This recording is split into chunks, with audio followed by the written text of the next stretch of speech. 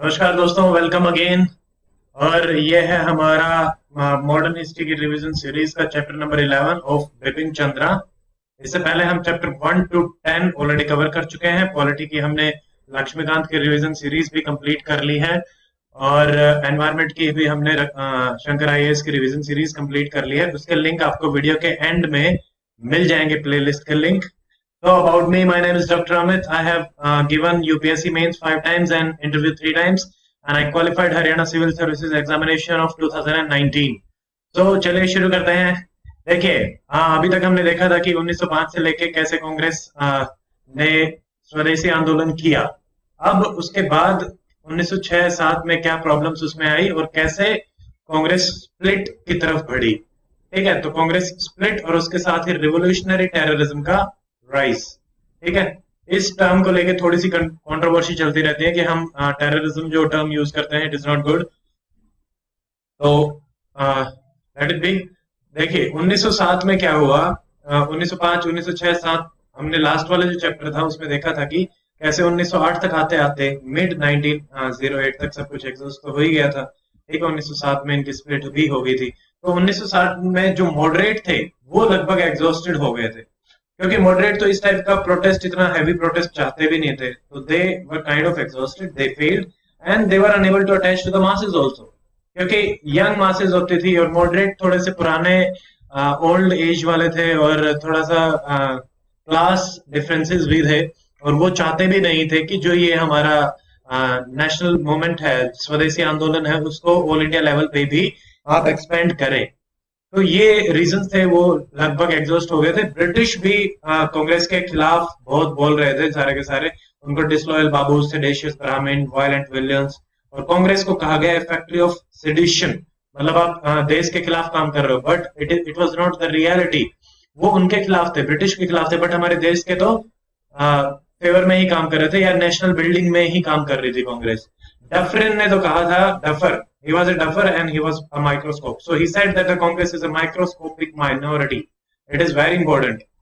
Then British were eager to attack and finish Congress. सबके सब यही चाहते थे। कर्जन ने भी 1900 में कहा कि मैं देखना चाहता हूँ पीसफुल डिमाइस ऑफ कांग्रेस।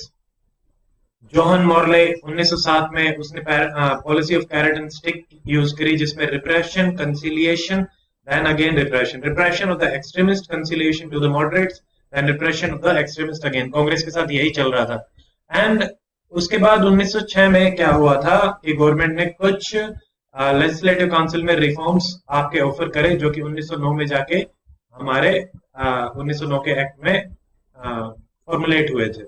इसकी रिजल्ट से कुछ जो हमारे लीडर्स थे उनमें स्प्लिट हो गए। कुछ चाहते थे कि ये रिफॉर्म्स मान ली जाए, कुछ चाहते थे कि नहीं माने जाए। बेसिकली जो मॉडरेट्स थे वो एग्री कर रहे थे कि हाँ भाई रिफॉर्म्स को ले लो। एक्सट्रीमिस्ट हैं वो हमेशा थोड़ा सा ज्यादा चाहेंगे, उनके मोड ऑफ प्रोटेस्ट भी अलग है, उनका काम करने का तरीका भी अलग है।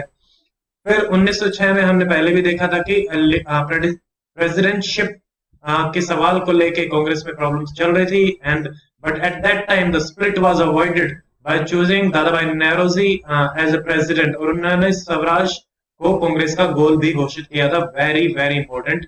यहाँ पे 4 कॉम्प्रोमाइज रेजोल्यूशंस पास करे गए थे, ये हम पहले देख चुके हैं। These are the most important thing. ये डायरेक्ट सवाल आ सकता है कि 4 कौन कौन से थे। तो देखो, स्वदेशी अपनाओ, विदेशी बॉयकॉट करो, नेशनल एजुकेशन पे फोकस, और सेल्फ गवर्नमेंट, ये इन्होंने पास किया। H.A. वादिया थे, उन्होंने तो इतना तक कह दिया था कि एक्सट्रीमिस्ट जो हैं they are like disease linked to a healthy body, और इनको काट के फेंक दो। मॉडरेट्स तो जो थे they did not want to annoy the liberals in the Britain, क्योंकि उनको उनका सहानुभूति चाहिए थी। उन्हें लगा कि अगर इनको नाराज कर दिया ना तो फिर गड़बड़ हो जाएगी, और हमें जो अभी कॉन्स्टिट्यूशनल कुछ डिस्काउंट्स मिल रहे हैं या रिप्रेजेंटेशन बार बार जो बढ़ रहा है वो नहीं हो पाएगा। But they both were wrong, क्योंकि वो एक दूसरे को ही हेल्प कर रहे थे, वो एक दूसरे के शील्ड थे। एक्सट्रीमिस्ट मॉडरेट्स की, मॉडरेट एक्सट्रीमिस्ट की। So the fear of extremist जो था बाय द ब्रिटिश गवर्नमेंट, और मॉडरेट जो थे उनके वो नेचुरल लाइन ऑफ डिफेंस थे in terms of civil liberty. तो ये आपको ध्यान रखना पड़ेगा। वो दोनों एक दूसरे पर, उन्हें लगता था कि हमारे अंदर विचारधारा का डिफरेंसेस आ गया है और उसकी वजह से हम साथ काम नहीं कर पाएंगे। तिलक जो हमारे मोस्ट पॉपुलर एक्सट्रीमिस्ट थे, गोखले जो मॉडरेट थे, दे बोथ न्यू कि अगर यहाँ पे कुछ गड़बड़ होती है तो dangers of disunity in the nationalist rank चल रहा है। फिर 26 दिसंबर 1907 को सूरत में मीटिंग हो रही थी, bank of the river Tapi पे 26 दिसंबर 1907 वहां पे चप्पलें फेंकी गई, कुर्सियां तोड़ी गई, एंड एक्सट्रीमिस्ट चाहते थे कि ये चारों के चारों रेजोल्यूशन पास किए जाएं। Moderates were hurt by the language and the ridicule and the venom which extremist were using. So moderate इसलिए कि भाई ये तो अभी अभी आए हैं एक्सट्रीमिस्ट तो, और हम इतने सालों से काम कर रहे हैं, so that was the reason. फिर यहाँ पे मिंटो जो थे वो इस चीज से बड़े खुश हुए and he was like Congress का जो कोलैप्स है it is a great Triumph for us.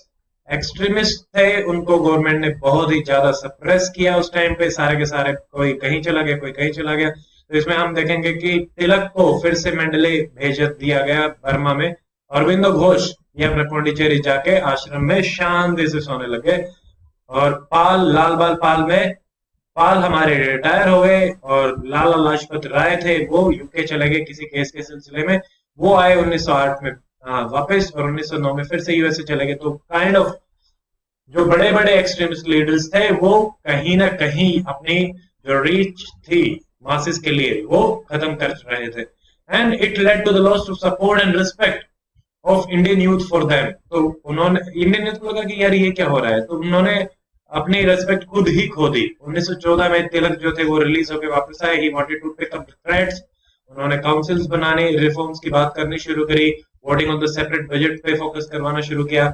फिर हमारे पार्लियामेंटरी रिफॉर्म्स जो 1919 में आए थे उसका रियल पर्पस वही था, again to divide and rule the nationalist and check the growing unity जो फिर से बढ़ रही थी। 1916 में आई थिंक 16 या 15 है, 1916 मुझे ज्यादातर याद आ रहा है कि लखनऊ जो सेशन हुआ था उसी में मॉडरेट और एक्सट्रीमिस्ट का फिर से यूनियन हुआ था, and they encouraged Muslim communalism also जो कि 1909 से भी शुरू हो चुका था, जिसकी हम ट्रिक देख चुके हैं, SSS separate electorate and like this. तो सत्येंद्र नाथ सिन्हा भी आपके आए थे। तो ये हमारा पॉलिटी के chapter 1 background of Indian constitution में हमने डिटेल में देखा है, and if you want you can check it in the playlist of polity.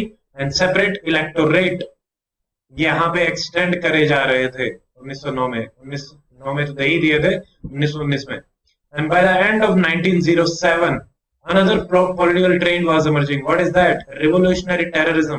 मतलब अब मास में रह के कुछ नहीं होने वाला, करना पड़ेगा तो अकेला ही करना पड़ेगा। केजीएफ देखिए, शेर अकेला ही चलता है, तो केजीएफ की तरह वो अपने काम कर रहे थे, because they could not find कि अब अपने पेट्रियोटिज्म को एक्सप्रेस करने के और दूसरे में बचे ही नहीं। They emphasized on the role of the masses and persistent opposition to the government. इन्होंने कहा कि the force है, it must be stopped by the force, and they were copying जो अपने आयरलैंड में चल रहा था, आयरलैंड नेशनलिस्ट या रशियन निहिलिस्ट थे, तो रशिया और आयरलैंड से इन्होंने कॉपी कर ली थी।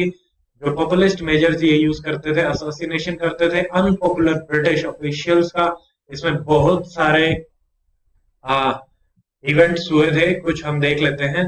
एंड जो हमारे एक्सट्रीमिस्ट थे, though they were kind of tilted towards extreme means such as violence, but they failed to teach the difference between the mass activity based revolution and the individual based action. देखिए, आपका individual action है वो आपको जरूर inspire कर सकता है कुछ टाइम के लिए, बट मास रिवोल्यूशन ही है जिससे कि अल्टीमेटली आपको जो गोल है अचीव करना है वो हो सकता है।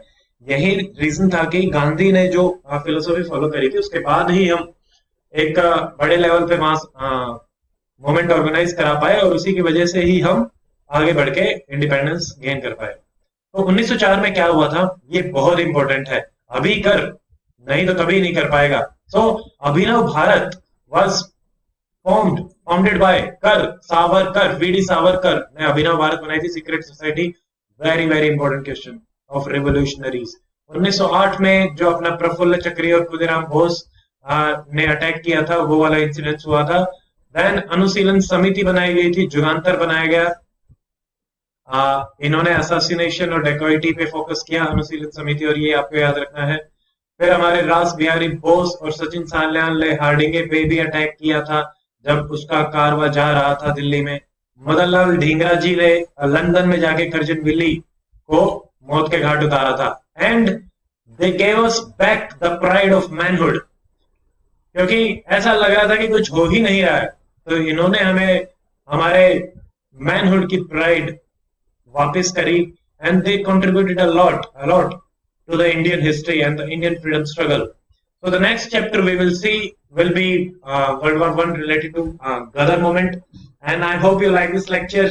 And if you like, please share and subscribe the channel. And also, if you have any suggestion, tell me in the comment section. So till then, see you in the next lecture. Till then, stay fit, stay healthy. Goodbye. Jai Hind.